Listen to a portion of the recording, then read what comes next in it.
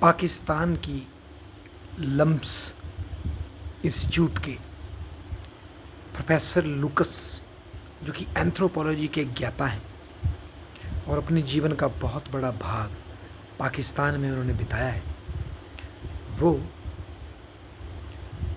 ये बताते हैं कि बेसिकली पाकिस्तान में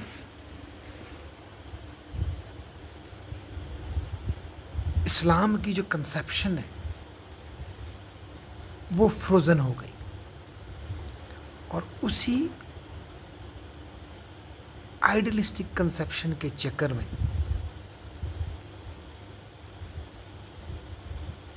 पाकिस्तान आज प्यूरिटी का संघर्ष देख रहा है, जिसके नाम पे अक्सर हम ब्लास्फेमी लॉ देखते हैं, जिसके नाम पे हम अक्सर सरतन से जुदा गुस्ताखी रसूल की एक सज़ा सरतन से जुदा देखते हैं, जिसको अब पाकिस्तान का सबसे बड़ा मतलब तबका बरेलवी चला रहे हैं, जिसके कारण आज अहमदी मुसलमान पाकिस्तान में छुपा फिरता है। उसको कानूनी रूप से पाकिस्तान के संविधान में गैर मुस्लिम डिक्लेयर कर दिया गया है कि ये गैर मुस्लिम होते हैं अहमदी, क्योंकि इनमें प्योरिटी नहीं पाई जाती। तो ये प्योरिटी की जो सर्च है, पाक सर ज़मीन की जो सर्च है, ये चली हुई है। बेसिकली इंडिया से अलग होने के लिए मुस्लिम लीग को एक ऐसी फाउंडेशन चाहिए थी, एक ऐसा मॉडर्न टाइम में बेसिस चाहिए था जो कि किसी स्पष्ट आइडेंटिटी पर आधारित हो, और वो बनी मुस्लिम आइडेंटिटी। और उस आइडेंटिटी के लिए लोगों को गैल्वनाइज करने के लिए उनके कवि मौलाना इकबाल और फिर जिन्ना जी, इन सब ने ये प्रयास किया, बल्कि सर सैयद अहमद खान ने उससे पहले ये प्रयास किया कि एक प्योर मुस्लिम आइडेंटिटी खोजी जाए, जो कि बेसिकली मिडेवल जो रिचुअलिस्टिक जो प्रैक्टिसेस थी, सिंक्रेटिक प्रैक्टिसेस थी, उसमें ख़राब हो चुकी है। उसको त्याग करके वाविज़म से इंस्पिरेशन ले करके और साथ में और ज़्यादा प्यूरिटिनिकल अप्रोच को ले करके और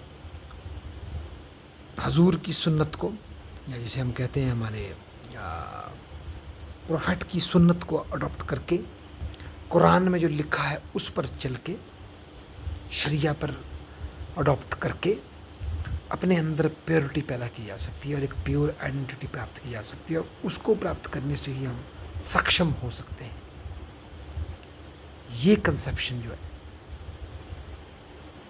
पाकिस्तान का बेसमेंट, और लुकस कहते हैं कि बेसिकली ये ट्रेडिशनल कंसेप्शन नहीं है, ये कोई अंधविश्वासी कंसेप्शन नहीं है, ये बेसिकली मॉडर्निस्टिक कंसेप्शन। तो पाकिस्तान की जो इस्लामिक आइडेंटिटी है, बेसिकली वो मॉडर्निटी का ही इम्पैक्ट है। जो इम्पैक्ट मॉडर्निटी ने नाजिज़म, फासिज़म, कम्युनिज़म के रूप में हमें प्रदर्शित किया, वही मॉडर्निटी हमें जो है पाकिस्तान में इस्लामिक प्योर आइडेंटिटी के रूप में रिफ्लेक्ट करके देती है, ऐसा प्रोफेसर लुकस कहते हैं। जबकि जिसको आप पिछड़ा ट्रेडिशनल कह रहे हैं, असल में वो जो पाकिस्तानी रिलीजन था, मुस्लिम रिलीजन था, उस खित्ते का, यहाँ पाकिस्तान आज है, वो बहुत ज़्यादा इंक्लूसिव, टॉलरेंट और होलिस्टिक था, ज़मीन से जुड़ा था, जिसमें वो वहाँ के लोग श्राइन्स में जाते थे, पीरी मुरीदी की बात करते थे, पीर और मुरीद बनते थे। बुल्ले शाह, वारिस शाह, न जाने कितने और इस तरह के सूफ़ी थे, जो कि पीरी और मुरीदी से सेल्फ प्योरिटी की बात करते थे और धरती से जुड़ करके बिना रिचुअलिस्टिक और मतलब क्लासिकल रिचुअलिस्टिक या किसी बुक के हिसाब से, मैं उस सेंस में कहूँगा रिचुअल, पीर के वहाँ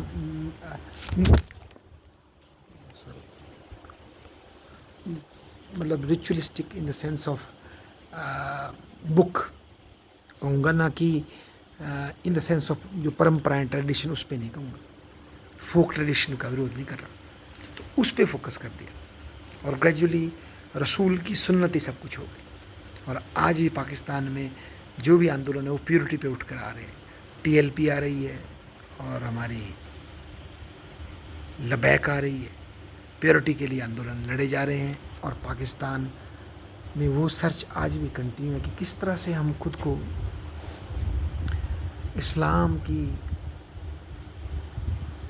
प्योरिटी के समीप पहुंचा सके, जिससे कि हम खुद को सशक्त बना सकते हैं। और मज़े की बात है, लुकस कहते हैं सच कोई ऐसी प्योरिटी होती नहीं, ये सिर्फ एक एब्स्ट्रैक्शन होती है। और जब ऐसी एब्स्ट्रैक्शन हम करते हैं तो जो इसको एक्सप्लेन कर रहे हैं मौलाना या इस तरह के जो लोग, उनके हाथ में बहुत ज़्यादा शक्ति आ जाती है और फिर उसका प्रयोग जो है कहीं भी किया जा सकता है। और पाकिस्तान ने तो फिर इसको कतर की वॉर के बाद एज अ स्ट्रेट इंस्ट्रूमेंट बना करके टेररिज्म के लिए यूज़ किया। और टेररिज्म के लिए यूज़ होने से बहुत पहले ये इंडिपेंडेंट पाकिस्तान के पॉलिटिक्स में इस्लामिक प्योरिटी की वेव्स आई। और ग्रेजुअली हर एक रूलर अपने को मजबूत करने के चक्कर में इस्लामिक आइडेंटिटी को ही रेफरेंस पॉइंट बनाता गया, उस abstract conception of Islamic reality, Islamic identity rather than Islamic syncretic जो आइडेंटिटी थी उस खित्ते की, उसको उसने नेग्लेक्ट किया।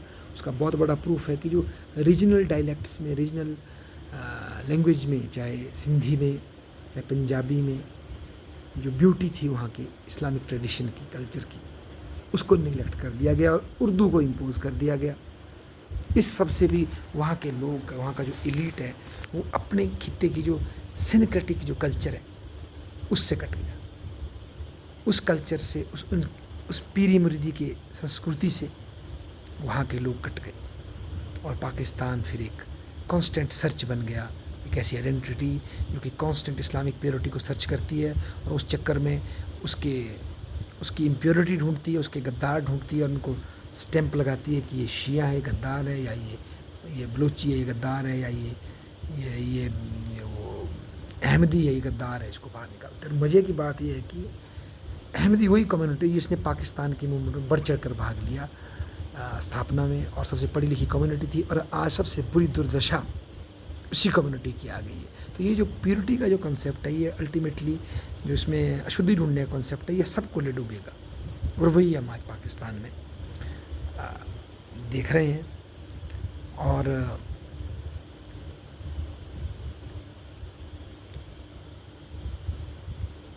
जो पाकिस्तान का जो कन्फ्लिक्ट कश्मीर में है बेसिकली, वो कुछ इलाके को लेकर नहीं कि कुछ स्क्वायर किलोमीटर हमें मिल जाए, कुछ स्क्वायर किलोमीटर इंडिया को मिल जाए और हम समझौता कर लें। पाकिस्तान का इसके पीछे एक आइडियोलॉजिकल कंसेप्शन भी है, जो उसकी स्थापना एक प्योर किले के रूप में की गई, इस्लामिक प्योरिटी किले के रूप में की गई। वो एक अपने सामने एक काफिर इंडिया, एक पैगन इंडिया, एक मूर्ति पूजक इंडिया के बरखिलाफ एक प्योरिटी का एक प्रतीक है। तो ऐसे में नेचुरल एनिमोसिटी इंडिया के प्रति है। इसी का प्रूफ आप बांग्लादेश में भी देख सकते हैं कि वहाँ भी बहुत ज़्यादा जनता भारतीयों से नफरत करती है। कारण है इंडिया की कंसेप्शन। तो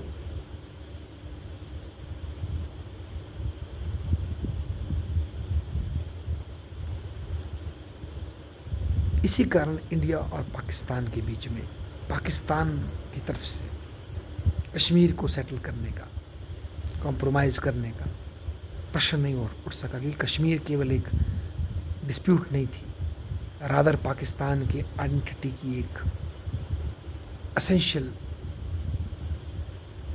पार्ट थी या है।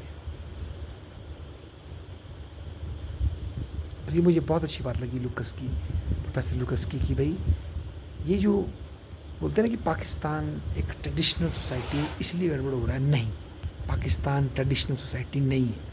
बेसिकली वहाँ की जो रिलीजियस कंसेप्शन है वो मॉडर्निटी की थोपी गई और अपनी लोकल रूट से कटी फटी है। ये बड़ी डायलेक्टिकल बात है। धन्यवाद।